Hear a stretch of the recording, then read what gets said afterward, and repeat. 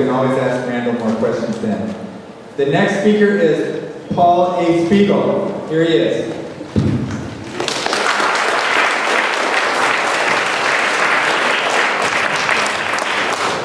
I'm always happy to follow Randall on something like this because he saved me an enormous amount of trouble. I'm going to be speaking, when the slides come up, on the concept of constitutional convention for Immortal Humanity. One of the first things I try to do is persuade people. All right, how's that, better? Good. I enjoy following Randall with these sorts of things because he saves me an enormous amount of trouble. I'm going to be speaking on the concept of constitutional convention for Immortal Humanity. Normally when I start this up, I have to persuade people that such a thing is possible. Randall's already done that for us. Thank you, Randall. When this comes up, we'll get busy on it. Sorry, this thing disables my control when I plug it in, so I have to... we can just let you run the slide. It's easy, whatever you got it. You just got to start it. And Hope for the best. Okay. So, let's see, we're working here. Yes, we are. You know, one of the first things many of you have seen in the film Finding Nemo, come out of the aquarium after. The fish come out of the aquarium after finally achieving their goal, and they look at each other while they're in the ocean and say, "Oh, now what?" Now, if Randall is successful in uploading minds, that's the very first question we're going to have to ask ourselves. And in that regard, I want to run a quick video by Tom Scott, which will show you something like what the future might be like. I hope there's audio here. Apparently there's not. We regret to inform you that your previous existence ended on January 14, 2052, following your traffic accident. However, your consciousness was successfully uploaded to the life network by your primary care provider. You may be experiencing some confusion. Please remain calm. Life containing your mental state is being temporarily adjusted in order to please remain calm. Life contains over 30,000 unique activities, networking with millions of other digitized minds, and the ability to contact undigitized friends and family. Please accept these terms and conditions in order to your attention is particularly drawn to Section 2, Use of Rules and Limitations, Section 9, Privacy, and Section 11, Restricted Mental Activity. Thank you. Please select a life plan. Tier 1 is our free month, allowing full uninterrupted simulation of your pre-terminal state. It includes unlimited modification of your body plan, accelerated learning and recall, and full personal backup facilities. Tier 2 is our advertiser-supported offering. It contains many of the features of Tier 1, but at a significantly reduced cost. Some areas of the environment, such as the sky, may be replaced with targeted advertising, but the rest of the preferences may be altered to align with those of our sponsors. Tier 3 is our value offering. Thanks to our commercial partners, your experience of this tier is unlimited. However, some activity sensors and visual render options may be subject to a fair use policy. More complicated mental processes, including subconscious thought, creativity, and self-awareness, may be regulated or disabled at times of significant server life. Your server contains one or more patents that contribute to the Prevention of Crime and Terrorism Act of 2050. Please stand by while we adjust these patents. Your storyline contains sections of 124,564 copyrighted works. In order to continue remembering these copyrighted works, a licensing fee of $18,000 per month is required. Would you like to continue remembering these works? Thank you. Please stand by.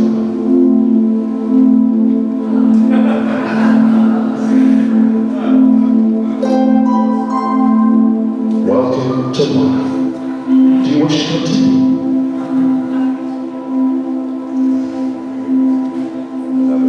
Stop. Really, really. And I did a lot of nervous laughter in this video because you begin to realize that people really don't think this through until maybe it's time.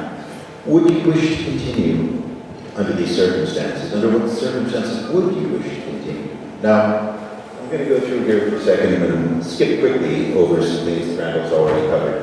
The biological brain is essentially a wet, messy computer. I call it inefficient. Randall's reminded me brain produces more data output with less energy than is used in a refrigerator light bulb. So in that sense, it's not efficient. I mean, it's not inefficient, but if you've ever forgotten your car keys, ever bumbled a sentence, ever forgotten the name of your best friend, you'll admit that the brain is slightly inefficient. The non-biological brain is what Randall has been describing, and it may very well be better. I certainly hope so.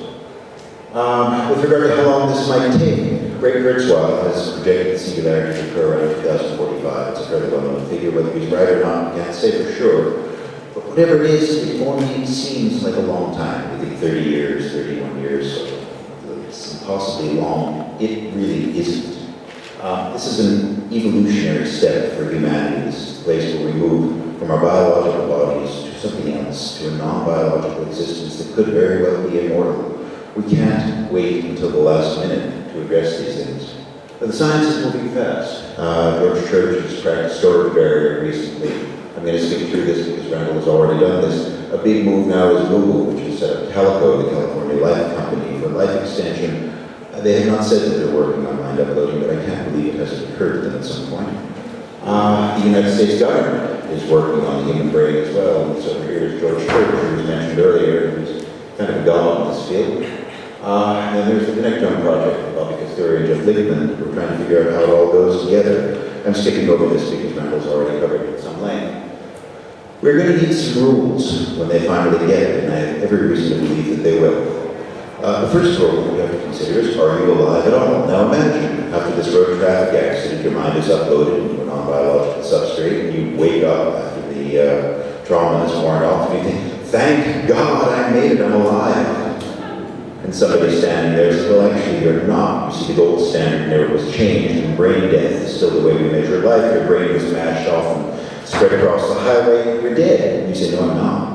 I say, well, actually, until somebody changes the laws, you're dead. We're just keeping you here in a box somehow. We don't know what it is. So the first question is, are you alive at all? Now, René Descartes, famous 17th century French philosopher, postulated, cogito ergo sum, I think, therefore I am. Note that Descartes did not say, I think with my brain, therefore I am. Thought defines life. And that, I believe, is the fundamental decision that we need to make, is that if you are thinking, you're alive no matter what you're using to do your thinking with.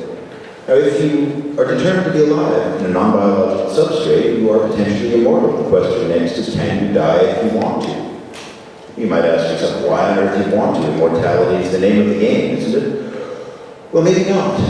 Let's say, for example, you had uploaded your mind into a non-biological substrate 60,000 years ago. And over 60,000 years of eternal existence, you've done everything you'd ever imagined wanting to do 20, 30 times over. You're starting to get a little bit old. Remember that 60,000 years is about the length of time of all modern human history. And by modern human history, I mean from the time that we left Africa and began to spread out over the globe and take it over in the way that we have. If you lived that long, and you decide that whatever's next, you don't care, you just want to end it all, do you have that right? Well, nobody's sure yet. That needs to be examined, it needs to be written in. There are plenty of people, fundamentalist Christians, for instance, who would say, absolutely not. God gives life, God takes it away, you want it to be fundamentalist Christians, for instance, who would say, absolutely not. God gives life, God takes it away, you want it to be uploaded, buddy, that's it. We don't care how long you've been here, you're going to live forever, you cannot terminate yourself.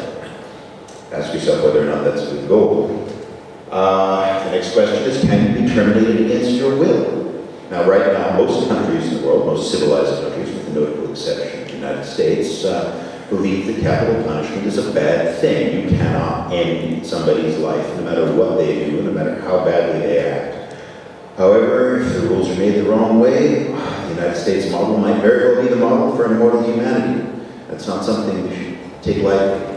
Assuming that you cannot be terminated against your will, can you be altered? Can you be injured? Can you be confined? If so, by whom? Clearly, we have rules right now that say that other people can't do this to you, except in certain circumstances. Can the government, or whatever passes for the government, do this for you? Another question that is not yet addressed. Are there limitations to your actions? That seems like a no-brainer. You can't limit, confine, or constrain somebody. You can't alter somebody. But what other limitations might there be? Do you have freedom of thought? Do you have the freedom of speech? This is a massively important one. When people exist in a non-biological substrate, when you are basically a part of a large server, everything you think, everything you do, everything you know will be stored on that server and will be available for anybody to see. If you don't have clear rights, very clearly defined rights to your own thoughts, you simply won't have them. How do you protect freedom when every thought is generated and stored on that server? We're working on that one as well. How do you support yourself? That may not be as necessary as you think. Food, clothing, shelter will be far less important when the only thing that's necessary is the amount of storage, the capacity needed to hold the data compromises your mind.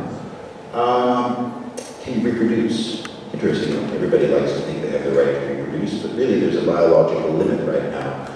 Pretty much nobody, no woman can have more than 20 children, and therefore men are constrained by that limit because we each need women in order to do it. We'll leave aside cloning for the moment. However, if you are alive on a non-biological substrate, you want 20 children, you can have them with the snap of a finger. You can have 20,000 children. You can have 20 million children. If each one of you in this room decided to make 20 million copies of yourself, it would rapidly overload the server. We have to think about what the rights are to reproduce if you choose to do that. You have the right to acquire memories. Well, if they're subject to copyright, there's somebody out there that's going to argue that maybe you don't unless you pay for it. Again, we need to address all of these things, and the biggest question we have to ask ourselves is who or what is going to administer the rules. Now, the obvious solutions are the ones we always have: people with the money and the inclination and the power to make these rules quickly and on the fly. Powerful corporations, Google, Facebook. Do you really want your immortal existence to be written up by Google and Facebook? Worse yet, the government of China, the government of the United States. These are well-known libertarian governments here. If they are running the show, everything you do, everything you know, your entire life will be written up by these guys, or worse yet, by some shadowy government agency like the National Security Administration. Anybody think that's a good idea? We could leave it to chance, and we've done that before. We've done wonderful jobs with, say, nuclear energy, fossil fuels, even capitalism is something that kind of evolved. We have a chance, though, to do better right now. We are suggesting that we create a constitutional convention for an immortal humanity, a populist initiative, create rules of, by, and for humanity itself. Now, what would this look like? We have some models. School of Athens by Raphael. This was the United States Constitutional Convention, and this one was Kansas. And this is what we might have in the future. We are looking at an international congress of jurists, philosophers, thought leaders joined together for a common goal, independent industry or political influence to produce general operating directives for the greater good of all humanity. We think this is a possibility. We need to get started right now. I've been working with people from the International Longevity Alliance. It's an international group of people. We've been talking a lot about this. The ILA is primarily concerned right now with life extension. But everybody knows that once you've extended your life to a certain point, you have to think about what comes next. Why now? Major rules require major time. It takes a long time just to put a stoplight at a dangerous intersection. Imagine you've got your small town, everybody knows each other. A few kids get run over, somebody says, we need a traffic light. Well, they say, yeah, the Merchants Association doesn't like this idea, it might slow down traffic, we're not going to get as much business downtown, maybe we'll study it for a few years, anytime a few more people die. This is a simple enough process to decide whether or not to control an intersection. How do you make up your mind what to do to control an immortal humanity? Well, we better get started right now. International cooperation is necessary here, otherwise we're going to have a balkanized system, just like we have right now for rules, for regulations, for constitution. And if humanity is going to evolve, we can't do that. We need an international plan. We need basically diverse cultures, diverse communities, all coming together, cooperate to create rules that are acceptable to everybody. Now, there are historical and metaphysical precedents for this. The ancient religions recognize that mind uploading is a possibility. They don't call it that exactly. The Hindus and the Buddhists do believe in the transmigration of the soul. The soul moves from one body to the next. Krishna tells Arjuna in the Bhagavad Gita, as the man takes off his old clothes, he moves into new ones when the old ones are worn out, so does the self move from one body to the next. We are talking about similar concepts. The only real difference is the traditional self moves from biological substrate to biological substrate. The technological self will move from a biological substrate to a non-biological substrate. The end goal is still the same, to end the cycle of death and rebirth, and to create what amounts to nirvana. Now, what do we do next? How do we do this? We need nominations for this. We need suggestions. We need directions. We're still at the very beginning of what is going to be a 30-year process. Try and figure out a way to create operating directives for an immortal humanity. We'll take any ideas, any suggestions, especially nominations for who might be involved in this. We're looking at something akin to what the Koreans did when they created their written language. King Sejong, about 600 years ago, decided that he needed a written language for Korea. He assembled a group of scholars, built them a huge hall, and said, sit down here and work, and when you're done, we're going to have a written language. So we need your help on this. We're looking for whatever input you can give us. This is where you can find us. I notice my time is down, and thank you for your time.